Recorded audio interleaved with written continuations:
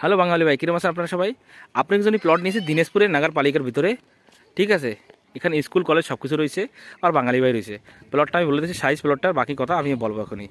20-এর front হবে, পুরো ফেসের প্লট, ঠিক আছে। পরে কোনো সেটা আমি বলে দিচ্ছি, উত্তরাখণ্ড উধমসিংহের পরে রুদ্রপুর তো মাত্র 8 থেকে 10 কিলোমিটার পরে দিনাজপুর বাঙালি এরিয়া। পয়লা ছিল 36টা গ্রাম, এখন হয়েছে 66টা গ্রাম, আরও বাড়তেছে বাঙালি ভাইরা।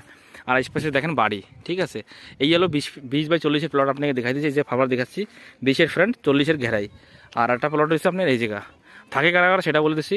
পাহাড়ি বাঙালি মিক্স, মেয়ারে নেই, কোনো অসুবিধা নেই। আমি বলে দিচ্ছি প্লট এই দেখেন, এই সামনে যে একটা বাচ্চা হাঁটতেছে, দেখুন বাড়ি দেখে নিয়েছে, বাড়ি বানানো। ওটারও পুরো অফিসের প্লট ছিল।